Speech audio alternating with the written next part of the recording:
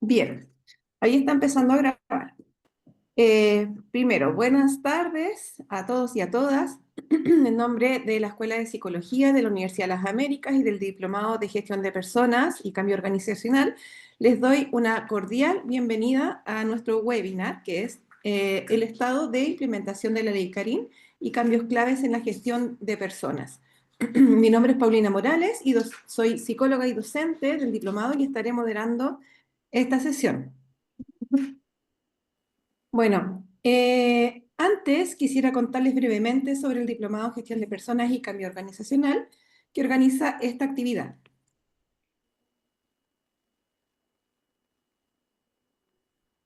Este programa del Diplomado de Gestión de Personas busca formar profesionales capaces de diagnosticar contextos organizacionales alineadas, ¿no es cierto?, con la normativa vigente. También aborda temas claves como el diagnóstico e intervención organizacional, aspectos legales, selección, coaching, evaluación de desempeño. Desde sus inicios, en el 2022, ya hemos impartido 9 versiones online y, bueno, sus módulos son ágiles y tienen una metodología participativa. Hemos tenido excelentes evaluaciones de todos nuestros estudiantes y por ello los invitamos a conocer también nuestro diplomado. En caso de que quieran conocer más detalles, pueden escribirme un correo que dejaré más ratito en el chat. Bueno, este espacio está pensado en ustedes, profesionales de distintas organizaciones, estudiantes, también docentes, interesados en conocer en profundidad la ley Carim, ya que esta ley está transformando la gestión de personas, está transformando también los espacios laborales. Por lo tanto, tenemos que ver y mirar cuáles son los principales desafíos que estamos enfrentando como áreas de recursos humanos y como organización en general. Y ya que tendremos que implementar cambios organizacionales que sean efectivos y sostenibles para promover ambientes saludables, ¿ya? Ambientes laborales saludables y efectivos. Queremos también generar un espacio de diálogo al finalizar el webinar, donde habrá un intercambio de ideas. Vamos a abrir una primera instancia con el primer expositor y luego, obviamente, vamos a abrir una segunda instancia con la segunda expositora. Les voy a presentar a nuestros expositores, que también son docentes del Diplomado en Gestión de Personas y Cambio Organizacional de la Universidad de las Américas. Contamos aquí con la presencia de Rodrigo Cárdenas, que es abogado de la Pontificia Universidad Católica de Valparaíso, magíster en docencia universitaria de la Universidad de las Américas. Tiene 25 años de experiencia en derecho laboral y 15 años como docente universitario, especialista en litigación, asesoría jurídica y gestión de personas en contextos organizacionales. Nuestra siguiente expositora también es docente de nuestro diplomado y su nombre es Pilar Sandoval, psicóloga de la Pontificia Universidad Católica de Chile, magíster en recursos humanos, diplomada en coaching y ergonomía, 45 años también tiene de experiencia laboral y 20 años de docencia universitaria. Es experta en coaching, en diagnóstico y cambio organizacional. Luego nuestra tercera expositora es Consuelo Fiacadori, es licenciada en Ciencias Psicológicas y Psicología de la Universidad Gabriela Mistral, magíster en Gestión de Recursos Humanos, Universidad de la misma casa de estudio, tiene más de 15 años en docencia universitaria, es experta en coaching y selección de personal. Muy bien, pues, así que sin más preámbulos, le damos la cordial bienvenida a todos ustedes y damos paso a Rodrigo Cárdenas, quien va a iniciar su presentación. Bueno, muy buenas tardes a todos, muy buenas noches ya. Muchas gracias Paulina por la presentación y a la universidad y al diplomado em, por la posibilidad que tenemos de conversar sobre el tema que nos convoca hoy día. Efectivamente, como señala Paulina, esta actividad la hacemos en el contexto del diplomado, ¿verdad?, de gestión de cambio. Y bueno, ¿qué quieren que les diga? Digamos, si hay un aspecto legal de la gestión de cambio y de la gestión de personas que ha estado vigente en Chile desde el año pasado, es todo lo relativo a la ley CARI, ¿ya? En el módulo que me corresponde hacer a mí, que son los aspectos legales de la gestión de personas, eh, bueno, no, tratamos de analizar los distintos aspectos que legales que regulan aquella, pero evidentemente uno que convoca, digamos, la popularidad, digamos, del curso es lo relacionado con la ley Karin, ¿ya? Así que lo que vamos a ver ahora es un breve pincelazo, ¿verdad? Un poco también parte de lo que conversamos en el módulo, ¿cierto? Con un poco más de profundidad. Acá vamos a hacer solamente una pequeña mirada, ¿verdad? A qué significa esto la ley Karin, qué implicancia ha tenido en los órganos administrativos y cuáles son los desafíos que nos plantea desde el punto de vista de la gestión legal de personas, ¿ya? Hice una pequeña presentación em, para compartirla con ustedes. No sé si la ven en pantalla. Sí, se ve en pantalla. Ya, perfecto. Bueno, miren, primero un poco de contexto. Como ustedes saben, la ley Karin surgió a propósito, bueno, el nombre Karin, ¿verdad? Se refiere a la TENSA, la técnico en enfermería de nivel superior.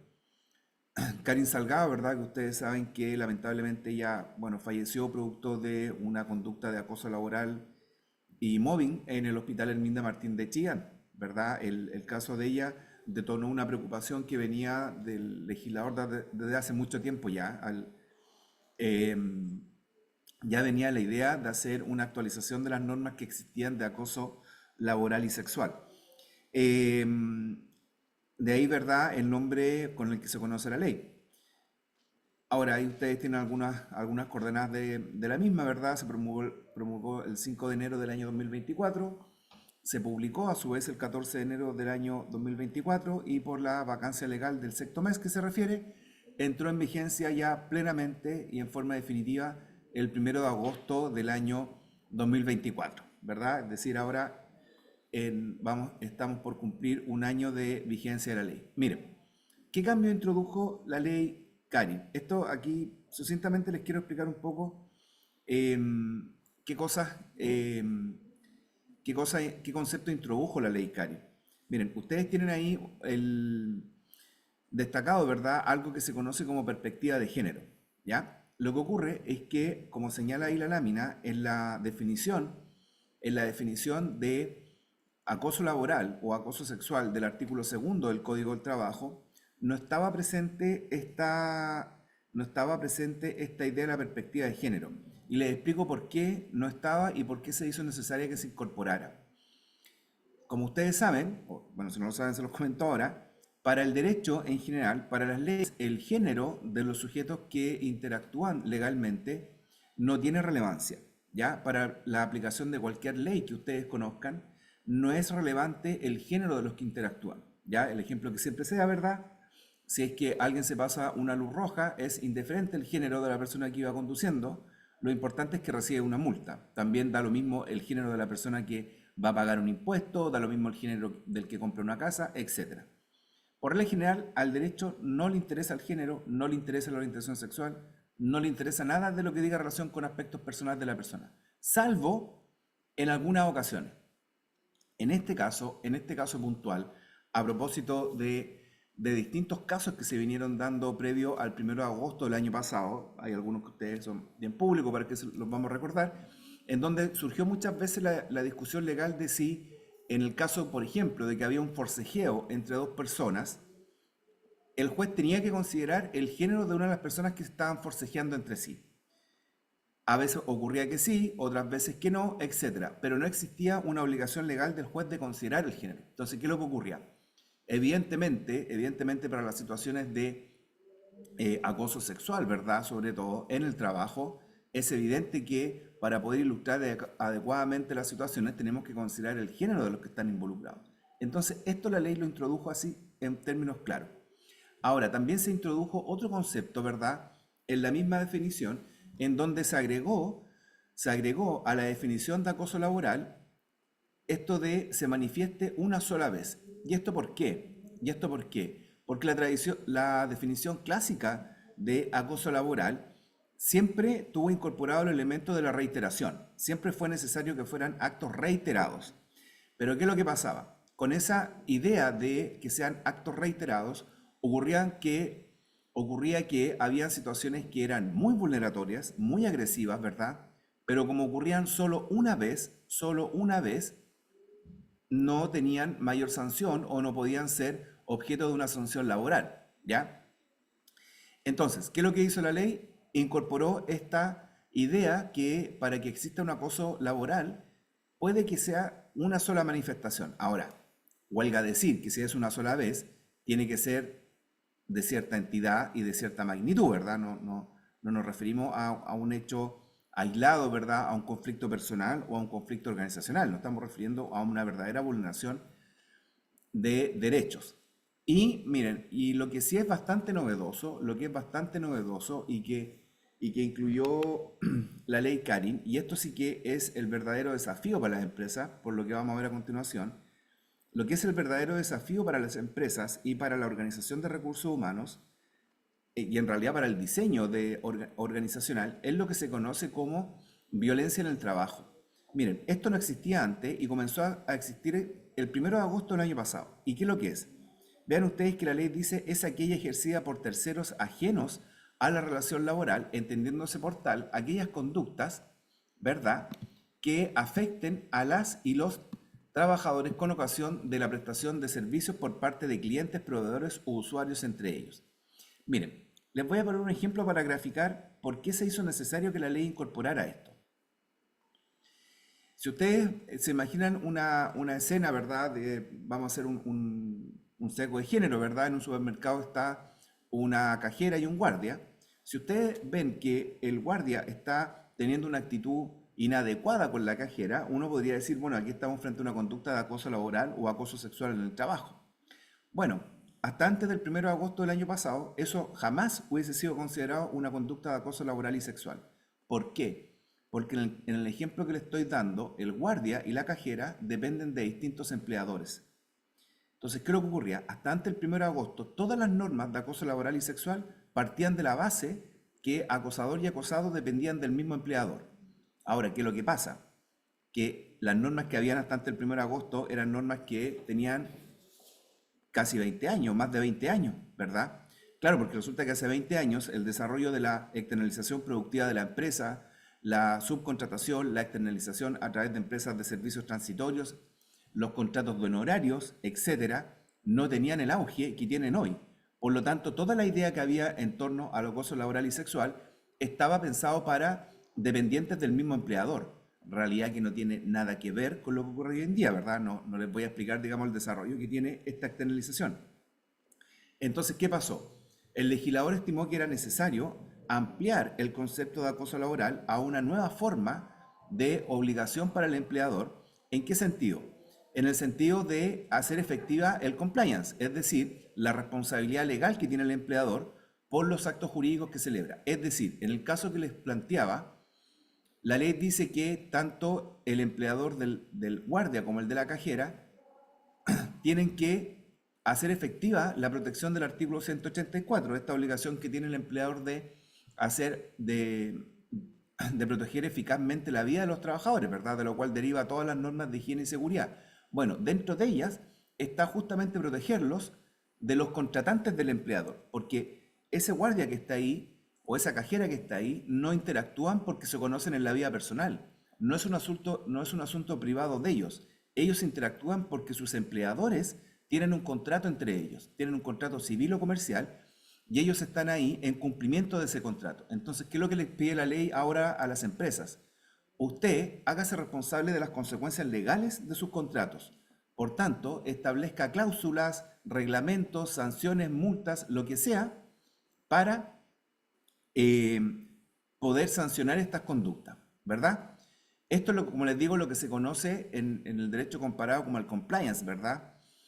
Que en nuestro país no está recién partiendo, ¿verdad? Ustedes han escuchado hablar de la ley de delitos económicos, que sé yo, y otras normativas parecidas, pero del punto de vista laboral no había una norma que lo hiciera explícito. Ahora, esta norma tampoco lo hace, ¿ah? Pero es un primer avance, ¿ya?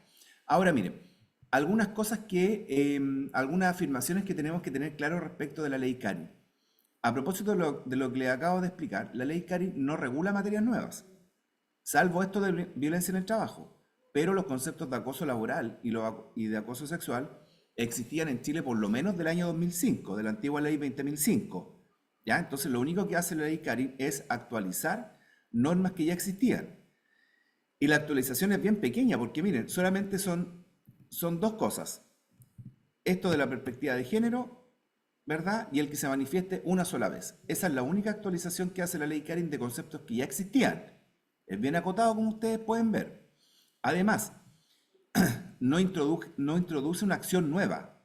No hay una acción que yo diga, antes yo podía, o sea, por así decirlo, después del 1 de agosto yo puedo demandar algo que antes no podía. Eso no es así. No hay una acción nueva. Cuando la gente dice quiero demandar por ley Karin, es un error conceptual. Eso no existe. Usted después del 1 de agosto puede demandar lo mismo que podía demandar antes del 1 de agosto. La diferencia es que los requisitos para poder demandar son distintos, pero no hay una acción nueva. ¿Ya? También importante tenerlo presente. También otra cosa, la ley Karin, si ustedes se dan cuenta, no es dinero, no es dinero, no hay una prestación, no es como los años de servicio. Ya hay veces que gente dice quiero demandar los años de servicio, pero es una prestación que está en la ley. La ley Karin no es una prestación, como les digo. La ley Karin, si ustedes tuvieran que definirla en una palabra, es una actualización legal. Eso es, nada más. Y bien acotada, como les digo.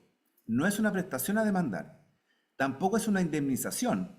No es como una indemnización como el daño moral. Es decir, a mí me pasó algo que yo estimo que vale 10 millones de pesos y quiero... Eso no existe. Les reitero, la ley Karin no es para demandar dinero. La ley Karin no introduce una indemnización. La ley Karin lo único que hace es, actualizar conceptos antiguos. ¿Estamos claros? Ahora, y lo más importante de todo, y esto es lo más relevante, por favor, si se pueden quedar con algo de esta exposición, les voy a pedir que sea esto porque es lo más relevante. Mire, la ley Karin no describe ninguna conducta. La ley Karin lo único que hace es establecer dos conceptos: qué se entiende por acoso laboral y sexual y qué se entiende por violencia en el trabajo. Nada más. Eso es lo único que hace la ley Karin. Ahora, pero en los hechos ustedes dirán, bueno, pero yo he escuchado en las noticias. Es que claro, miren, justamente eso fue lo que pasó. Vean ustedes lo siguiente, miren. Ahí ustedes lo que tienen es una noticia de una entrevista que se les hizo a unas especialistas de la Universidad de Chile respecto, bueno, al mismo tema que pensaban de la ley Karin, el impacto que iba a tener en la empresa, los grupos de trabajo, etc. Esta noticia, como pueden ver, es del 29 de abril del año 2024. ¿Qué pasó? Estas profesoras lo que hicieron, explicaron, y al final ellas les preguntaron qué ejemplos conoce usted, qué ejemplos podría dar usted de acoso laboral y sexual. Y ellas dieron un listado de 18 ejemplos. ¿Se dan cuenta? 18 ejemplos. Luego, en una entrevista también que se le hizo a un profesor de Derecho, el profesor Germán Solís de la Universidad de La Serena, el 15 de abril, también se le hizo una entrevista respecto de qué pensaba de la ley Karin, qué sé yo, desde el punto de vista doctrinal, y la misma cuestión. Le preguntaron finalmente qué ejemplos podría dar él. Y él dio los mismos 18 ejemplos, pero es porque esos son, ustedes ven cualquier libro, estoy hablando de los años 90 sobre acoso, y vienen las mismas conductas que se dan siempre como ejemplo. Pero ¿qué pasó acá? El titular de la tercera no fue, estos son ejemplos de acoso laboral. ¿Cuál era el titular de la tercera? Fue, estas son las conductas que la nueva ley de acoso laboral castigará en el trabajo. O sea, es un error del periodista, porque eso no está diciendo el profesor. Pero ¿qué pasó después? Vean ustedes, en otra nota de prensa, parafraseándose a sí misma, la tercera dice, entró en vigencia la ley Karin. ¿Cuáles son las 18 conductas que podrán ser denunciadas? Y reproduce los mismos 18 ejemplos. Pero esas 18 conductas fueron ejemplos que dio un profesor en una entrevista. No están en la ley. Son ejemplos. Pero vean ustedes cómo empezó esto después. El mostrador. Vean ustedes, una noticia del 9 de agosto. Ley de acoso laboral. Conoce las 18 conductas que pueden ser sancionadas en el trabajo. La misma cuestión, la ley Karin no tiene conductas, son conceptos antiguos que se actualizaron en dos cosas, una sola vez, y la perspectiva de género. Nada más. Esto que dice el diario no lo dice la ley. Son ejemplos. Miren, este Infobae ya se fue al extremo, porque vean ustedes cómo parafraseó la noticia. Estas 18 conductas en el trabajo serán delitos en Chile. Delitos con la nueva ley de acoso laboral, lo que es falso. La ley Karin no tiene delitos. No tiene delitos. Miren, vean ustedes aquí. La Bio Bio. La Bio Bio. Entra en vigencia la ley Karin. 18 conductas que desde ahora podrán ser denunciadas. Eso es falso. Eh, Estos ejemplos que dieron los profesores lo encuentran en cualquier libro de los años 90 sobre posibles cuestiones relativas, pero son ejemplos, como les digo. ¿Ya? Miren, vean ustedes ahí, está un pantallazo que le tomé al canal de YouTube de Tele 13. Este es Tele 13, vean ustedes la edición central. 18 conductas serán consideradas como delito en el trabajo. Eso no es así. No, la ley Karin no tiene delitos. O sea, no tiene conducta, mucho menos va a tener delitos. Ahora, la guinda de la torta de todo esto fue ese documento que ustedes tienen en pantalla, que es el protocolo de prevención, ¿verdad? Ustedes, como saben, los prevencionistas se tuvo que incorporar al Reglamento Interno de Higiene y Seguridad un protocolo, ¿verdad? Ahora, ¿qué pasó? El formato que envió la H, ¿verdad? Hace la definición, como todos los protocolos que envía, y dice acoso sexual, acoso laboral. Y después dice ejemplos, ejemplos. ¿Y ustedes saben qué conductas puso de ejemplo la H? Esas mismas. ¿Se dan cuenta, no? Ahora, sí. pero le insisto, esto no lo dice la ley. Esto no lo dice la ley. Son ejemplos que se fueron dando. Lo que pasa es que los periodistas fueron enredando un poco este asunto. Ahora, de todas formas, esto no pasó inadvertido. Ustedes vean ahí un diario regional de Concepción, en donde la Seremi y el Trabajo lo dice derechamente. Aclaran noticias falsas y entregan claves de ley de acoso laboral. Y ella dice después en el cuerpo de la nota, si ustedes lo pueden ver acá, aquí en el segundo párrafo, dice, así, Sandra Quintana, Seremi del Ramo explicó que una de las noticias falsas que ha circulado se encuentra las 18 conductas que podrán ser sancionadas en el trabajo. Porque eso es falso. La ley Karin no contiene esas conductas. Y se dijo, estas noticias que están dando los medios de prensa respecto de las 18 conductas son falsas. Pero miren, si ustedes son un trabajador, que ustedes ven, qué sé yo, la Bio Bio, el mostrador, Tele 13, que le está diciendo que hay 18 conductas que son delitos, y su empleador le entrega un documento a la H que vienen las mismas 18 conductas, ¿qué van a entender ustedes? Que la ley Es dice falso. eso. ¿Qué pasó con eso?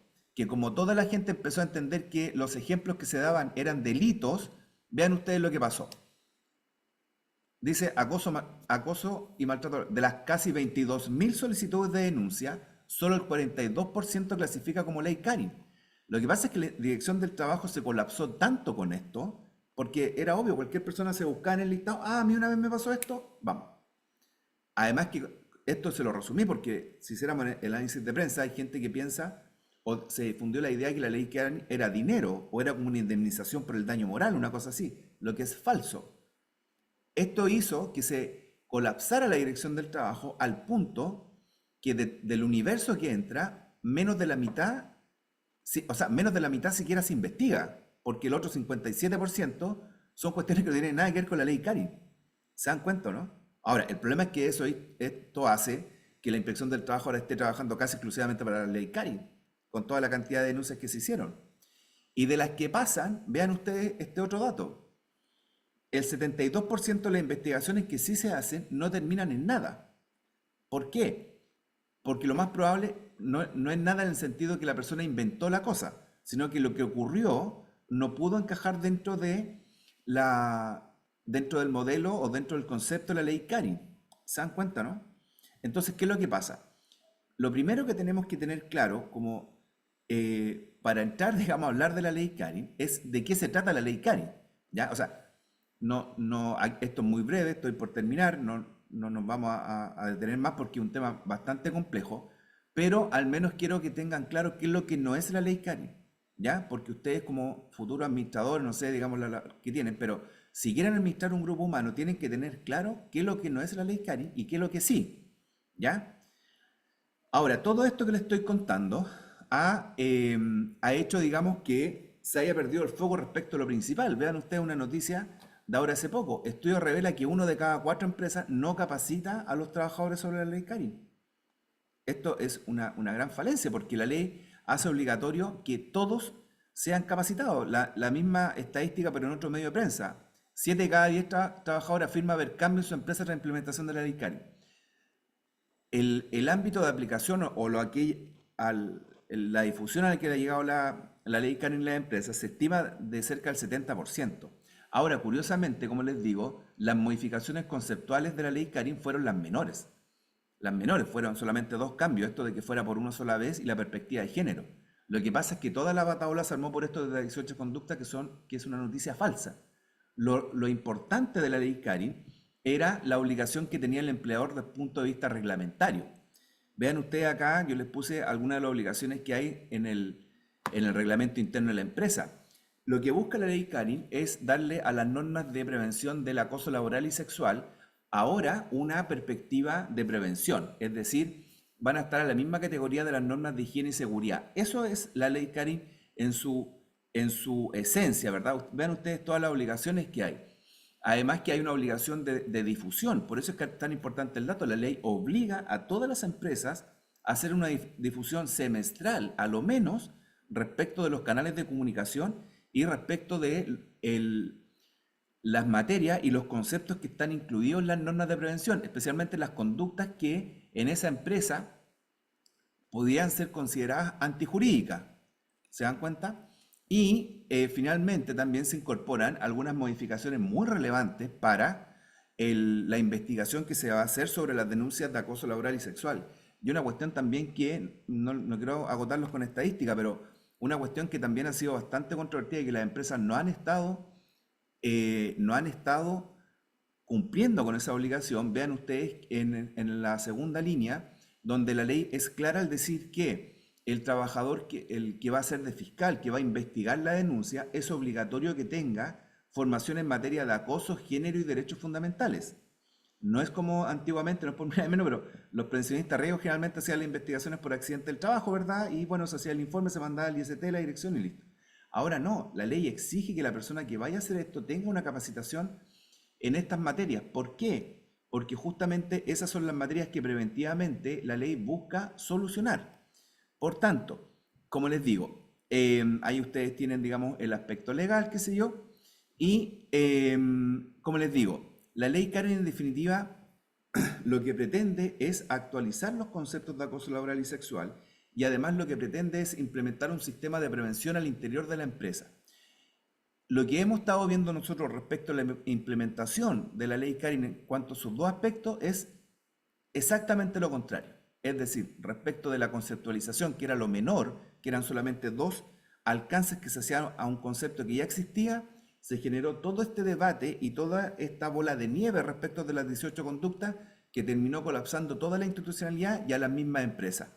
Y lo que era esencialmente relevante, que era el aspecto preventivo de la ley Karin, es decir, prevenir el acoso y prevenir las conductas violentas a través de la actualización de los reglamentos internos, de los protocolos de prevención, de las charlas de difusión, eso no se ha estado cumpliendo por parte de las empresas. Entonces, si ustedes, frente a la pregunta, ¿cuál es el estado actual del procedimiento de la ley Karin y la implementación dentro de la empresa? Yo les digo que ha sido un poco deficiente. ¿Por qué? Porque en lo conceptual se ha visto empañado mucho la difusión o la inducción real digamos, por el ruido mediático que causó este fenómeno de las 18 conductas. Ahí estamos en una baja, como les digo, hay un problema de difusión real dentro de la empresa respecto a lo que realmente significa la ley Karin. Yo no les digo que la estadística que les daba respecto a que no llegaban a nada, pero es que eso no podemos permitir, digamos, que el entender mal una ley haga que el clima laboral esté peor que antes. Digamos, o sea, esa es la idea, pero no es culpa de la ley, es porque no se ha entendido bien de qué se trata la ley. Y lo más relevante para la ley, que era la actualización de las normas de prevención, como ustedes ven en la estadística, no se ha estado cumpliendo porque el alcance de lo que tendría que haber sido el 100% solamente se ha alcanzado estadísticamente cerca del 70%, ¿verdad? Es decir, como veíamos en la estadística, aproximadamente 3 de cada 4 trabajadores dice haber tenido alguna capacitación o alguna noción de la ley Karin. Por tanto, al interior de la empresa, dentro del punto de vista legal, como les digo, el diagnóstico es el siguiente. El aspecto conceptual que no era tan relevante ha tenido mayor relevancia, principalmente por una erróneo entendimiento de los conceptos. Y lo que era lo principal, que era el aspecto preventivo de las normas de prevención de riesgo, no se ha estado implementando y ese es el desafío, ¿verdad?, que tenemos todos los que estamos involucrados en la administración de recursos humanos.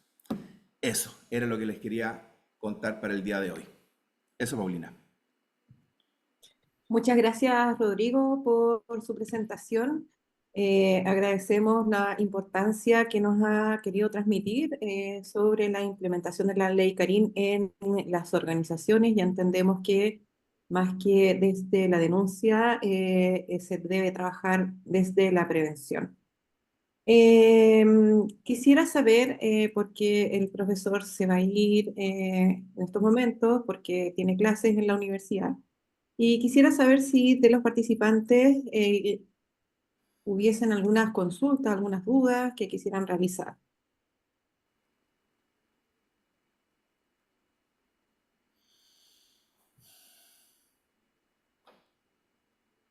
¿Dudas, consultas, comentarios? Ujú. Bueno, mira, en todo caso, Paulina, a veces es demasiada información de una sola vez, así que también Sí, sí, me sí, sí. autocritico por eso. Hago el reproche. Sí, no, está bien, está maravilloso. Desde el punto de vista de nosotros como estudiantes, podemos ya egresados de psicología, ¿no es cierto? Podemos eh, empezar a considerar desde las intervenciones a nivel organizacional. Esto es Mm. una intervención que está a nivel individual, ¿no? Trabajamos con el individuo, es decir, con la motivación o con la satisfacción laboral, porque eso es un ámbito que es más bien específico. Tampoco estamos trabajando o interviniendo en grupos. eh, por ejemplo, en lo que se refiere al clima organizacional, etcétera. Nosotros estamos ahora interviniendo desde la organización a través de esta ley. Y paralelamente, como apoyo y prevención no solamente de las conductas que pueden constituir acoso laboral y otros relacionados, es importante considerar que con esto estamos contribuyendo a la calidad de vida laboral. Estamos contribuyendo también a la prevención sobre los posibles factores de riesgo psicosociales que se pueden dar dentro de la organización y que finalmente van a afectar la calidad de vida de todos y de todas. Eso pues, querido Rodrigo. Muchísimas gracias y nos vemos hasta la próxima oportunidad.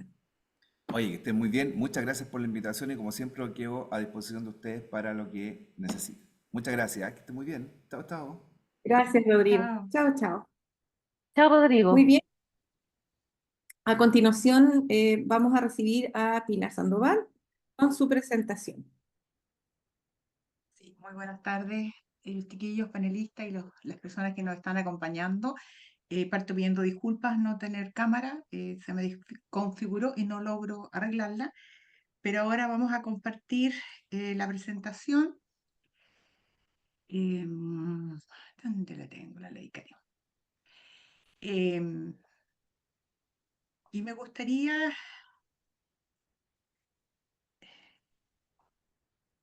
partir con una conclusión que estableció el profesor recién. Él dice que la gran dificultad ha sido el que no hemos logrado cómo entender la ley. Y me parece fantástica esa frase del profe Rodrigo para relacionarlo con lo que vamos a ver nosotros desde el punto de vista de gestión de personas. Las personas enfrentadas a un cambio entendemos lo que podemos y lo que queremos entender. ¿Ya? Es decir, me implementan o me piden un cambio de ley y las personas, los trabajadores, incluyéndonos ahí nosotros como trabajadores, decimos, ¿qué hago con esto? Nosotros hemos denominado hasta la incorporación de la ley Karin como un imperativo de cambio cultural en las organizaciones. ¿Qué significa eso? Significa que tenemos que cambiar, que un cambio cultural implica cambiar creencias, ideas que las personas tienen. ¿Ya? Y en este caso me parece interesantísimo, o sea, hemos entendido la ley Karin como a cada uno de nosotros podemos. Vamos a revisar, en el diplomado lo revisamos en un módulo que se llama Gestión del Cambio, que me corresponde realizar a mí, ¿ya? De cómo las personas frente a una situación que me modifica mi accionar, hay una natural resistencia a cambiar. Y esta resistencia al cambio es porque en general se da ante todos los cambios y en especial cuando estos son impuestos. ¿Y qué cosa más impuesta para las personas que algo que supuestamente es legal? Y como dijo el profesor, si además creo que esto me va a traer ciertos beneficios o no beneficios. Entonces, ¿qué vamos a intentar nosotros en uno de los módulos del diplomado? Trabajar cómo superar esta inercia organizacional y esta comodidad que todos tenemos de mantenernos en aquello que sé hacer. Escuchando al profe Rodrigo, yo diría entonces, frente a la ley Carín, lo que nosotros sabemos hacer no es prevenir. Lo que nosotros sabemos y queremos hacer no sé, un recetario. 18 conductas. Si están esas 18 conductas, yo me siento enfrentado o no. Ahora, ¿qué es lo que nos está pidiendo la ley y en general los cambios? Nuevos estilos de relación. Una de las cosas interesantes que nos plantearon recién es que una ley preventiva. ¿Para qué? Para que aprendamos a respetarnos, para que aprendamos a comunicarnos entre todos los niveles de las personas, para que podamos, a partir de esa relación, redefinir roles. Es una responsabilidad, nos planteó recién el profesor, que tienen las organizaciones, que tienen los supervisores con respecto a la implementación, digamos, de la ley Carín o digamos de un ambiente laboral, como decía la profe Paulina, un ambiente laboral respetuoso, un ambiente laboral con calidad de vida, un ambiente laboral en que seamos capaces de relacionarnos entre todos con respeto. Y eso implica entonces modificar creencias. ¿Ya? Modificar las ideas, los paradigmas que tenemos arraigados sobre el poder. ¿Quién ejerce poder? ¿El hombre, la mujer en el acoso sexual? ¿Es una mayor responsabilidad de los hombres? ¿Es una responsabilidad de las mujeres? Porque en el paradigma tradicional las mujeres seríamos ¿qué? Un ente provocador, ¿ya? Frente a las conductas habituales, ¿ya? Y sin lugar a dudas, y lo vamos a ver un poquito más adelante, en cómo gestionamos los cambios, perdón, cómo gestionamos los conflictos, ¿ya? Cómo somos capaces de, frente a una dificultad, poder administrar. Desde esa perspectiva, en el área de gestión de personas, vamos a partir con un primer tema que es la selección de personas, ¿ya? Y claramente la ley, y yo diría en este minuto los grandes cambios que la inteligencia artificial nos está obligando a tomar, nos coloca ante una situación de buscar personas con una primera característica en que no basta solo lo técnico. Es decir, no basta mi título de psicólogo, ingeniero comercial, administrador de empresas, técnico en recursos humanos, abogado, prevencionista, el tema que yo tenga, sino también nos requiere una inteligencia emocional y social. La flexibilidad se dice que es una de las competencias que deberíamos tener todos los que estamos actualmente en el mundo del trabajo.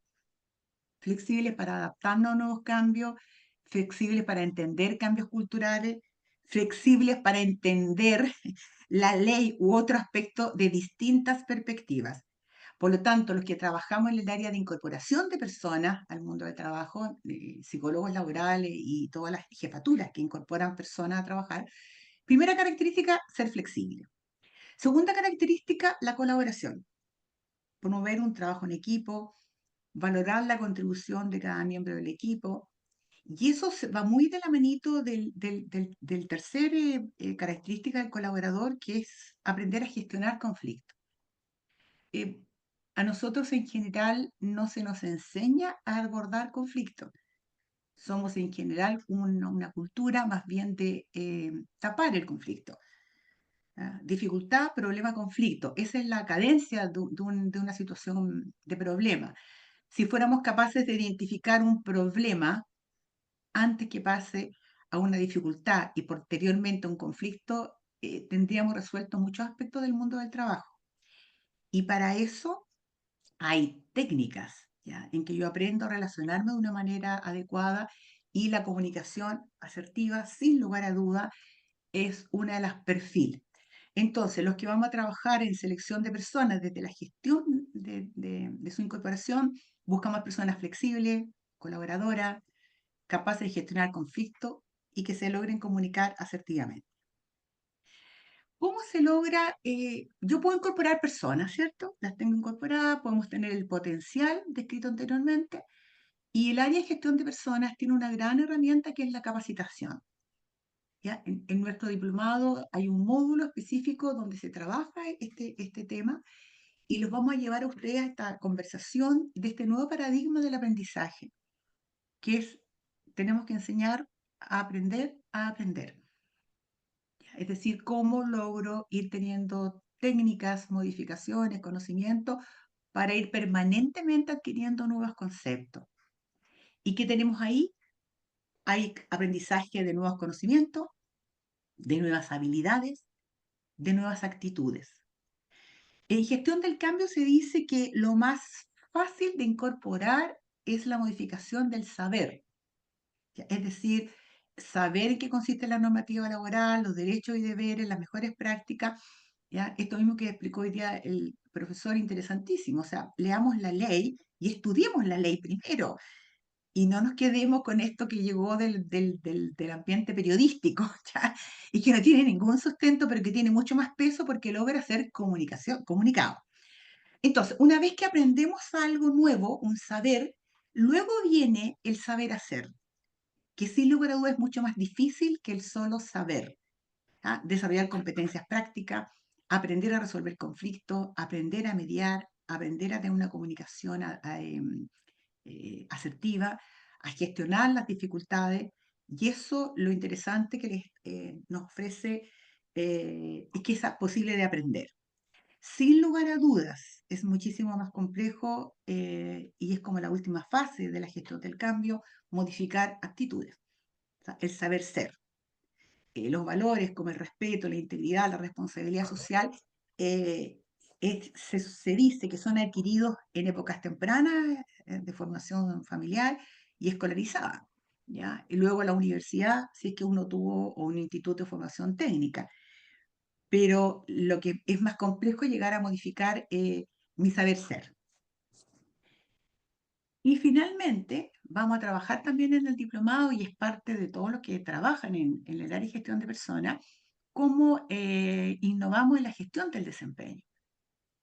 Porque si tengo un perfil distinto, si capacito a las personas en estas habilidades que hemos hablado, técnicas del saber hacer y del saber ser, como el último de uno de los módulos que teníamos en el diplomado es cómo evaluar el desempeño.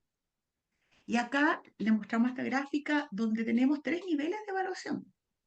Lo técnico profesional sigue siendo un aspecto relevante del desempeño, es decir, el cumplimiento de la competencia al objetivo específico del rol. Soy abogado, prevencionista, recursos humanos, psicólogo, enfermera, etc. La profesión o el rol por el cual me contrataron, mi tema técnico, que podría ser más o menos un 40% de mi desempeño. Pero solo eso no basta. Necesitamos una evaluación sociolaboral, es decir, cómo me interactúo con otros colegas, qué tan capaz soy de trabajar en equipo, cuáles son mis contribuciones a un ambiente laboral de respeto, a un ambiente, a una calidad de vida laboral sana, y finalmente una evaluación socioafectiva. ¿Ya? ¿Cuál es nuestra capacidad de aprender y lograr bienestar emocional? Cómo somos capaces de manejar situaciones bajo presión, cómo resolvemos en definitiva las dificultades eh, que van presentándose permanentemente a nivel del trabajo. Teóricamente decimos que uno debería llegar a una evaluación de 360 grados, que es un ideal de la evaluación. Esto significa que me evalúa mi jefe, me autoevalúo, me evalúan mis compañeros de trabajo y me evalúan los clientes.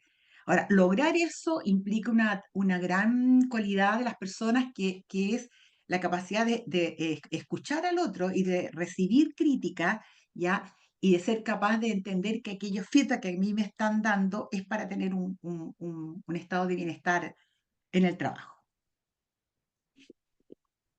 Eh, Le voy a dar el paso a mi colega Consuelo Fiacadori, ya para concluir un poco el rol de la gestión de personas, la implementación de la ley y qué pasó, cuáles son los pasos que tenemos que establecer y que el diplomado les va a entregar herramientas para poder realizarlo.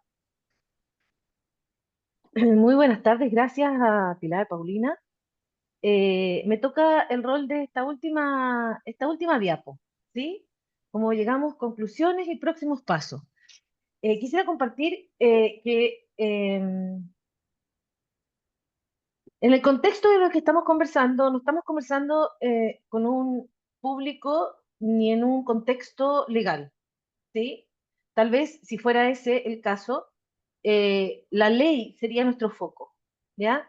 Y es como pasa no solamente con esta ley, sino que con otras leyes, ¿sí? El tema de las 40 horas semanales, ¿sí? ¿Qué pasa con la evaluación obligatoria de los factores de riesgo psicosocial, ¿sí? Y en este caso tenemos la ley CARI.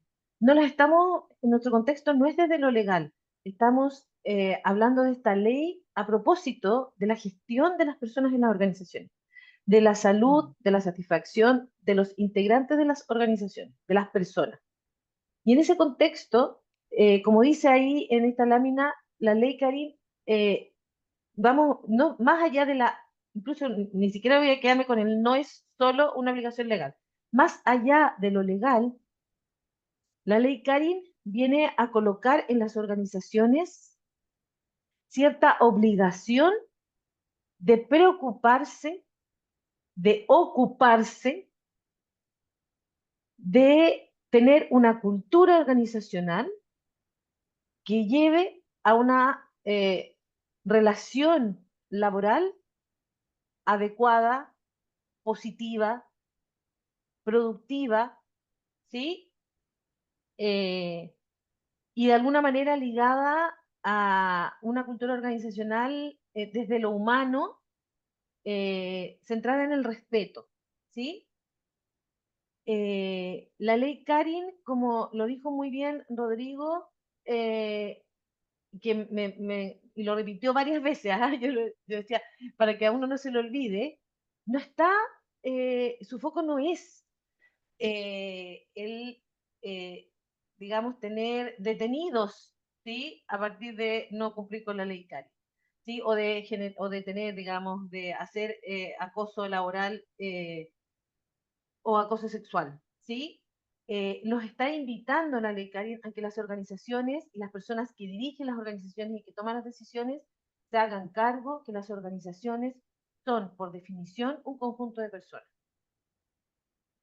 Y por lo tanto, una cosa es cómo trabajan con los recursos materiales, económicos, tecnológicos, y otra cosa es qué hacemos con las personas que son, de alguna manera, claves para que esa organización exista, ¿sí? Es decir, nos está colocando un contexto y nos está dando un escenario para todos quienes trabajamos en el tema de gestión de personas, para todos quienes son jefes, encargados, supervisores, quienes tienen personas a cargo, e incluso nos está colocando a todos un escenario, a todos los que trabajamos, ¿sí? Somos colaboradores en una organización, nos está colocando un escenario que nos dice, ojo, de aquí en adelante tenemos que construir otro tipo de relaciones. Hace no mucho, en la misma universidad, tuve la posibilidad de asistir a un taller en que hablaba, efectivamente, nuevamente tomamos el tema de la ley CARI, pero en la gestión de personas, como lo estamos haciendo hoy día. Y una de las cosas que me llamó la atención y me generó mucha satisfacción es que nos planteaba que en las organizaciones hoy día necesitamos un cambio de cultura, como plantea Pilar, y ese cambio de cultura tiene que dejar de lado la antigua estructura jerárquica, ¿sí? Hoy día las organizaciones debieran ir a estas estructuras en la cual queda mucho más evidente que somos un sistema, ¿sí? En el cual debieran generarse y reforzarse las relaciones colaborativas.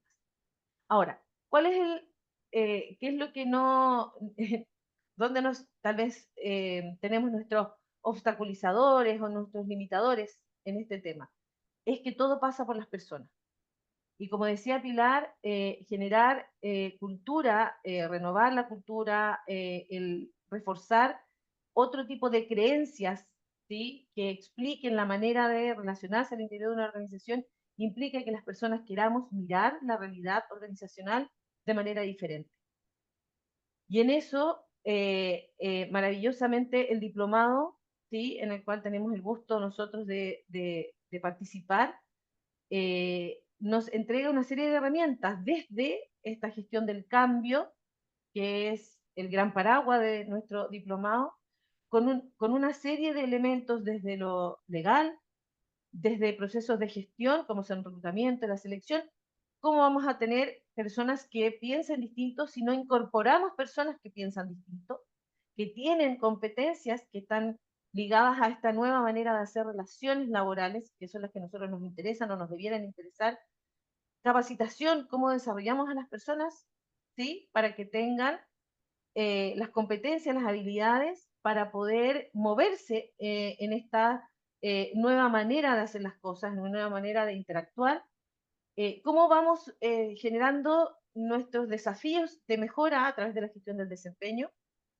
¿Y cómo logramos tal vez algunos cambios más profundos a través de herramientas como el coaching, ¿ya? Que tiene foco la posibilidad de que las personas cambien esas creencias, especialmente las personas que toman decisiones, las personas que tienen a cargo personas, ¿sí?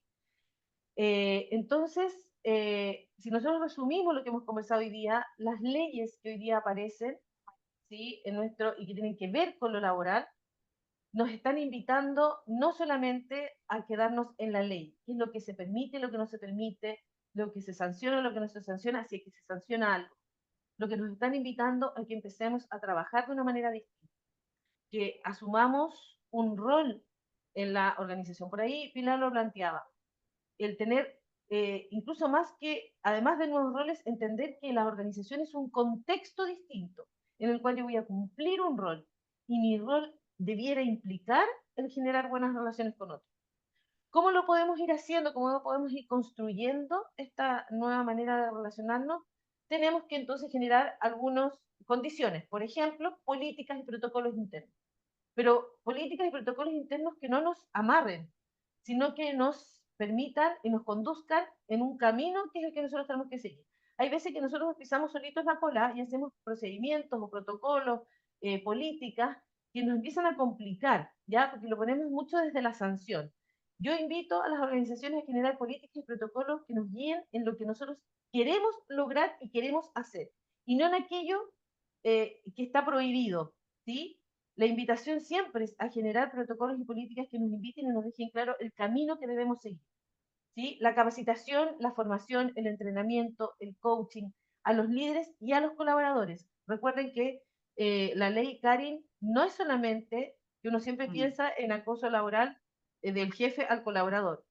Existen muchas maneras de acoso laboral, también de colaboradores hacia jefatura y también entre colaboradores, entre compañeros, ¿sí?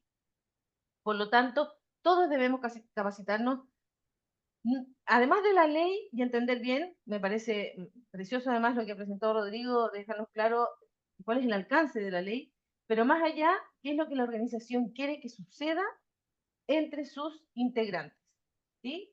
Y eso, por supuesto, debiera ser a través de un plan de comunicación interna que no solamente sea entregar información, sino que tal vez llevándola a la práctica. Coloquemos desafíos, hagamos la semana de, tal vez generemos programas de acciones por área, por equipo, para ir mostrando conductualmente qué es lo que nosotros esperamos de nuestros colaboradores. Porque ese es otro tema. Las organizaciones dicen, tenemos que tener una cultura del respeto, tenemos que tener buenas relaciones, ¿sí? Tenemos que colaborar entre nosotros, ¿sí? Y las personas, cada una va a entender en ese mensaje lo que de acuerdo a su percepción, a su historia, a sus características, quiera entender y pueda entender. Las organizaciones deben ser claras en decir cuáles son los comportamientos que nosotros esperamos ver en nuestros colaboradores. Llevarlo al día a día, a lo cotidiano, ¿sí? Porque generalmente nuestras conductas de acoso no necesariamente se dan en un contexto específico y distinto, sino que se dan en el día a día, puntualmente en esta relación que tenemos cotidianamente, ¿sí?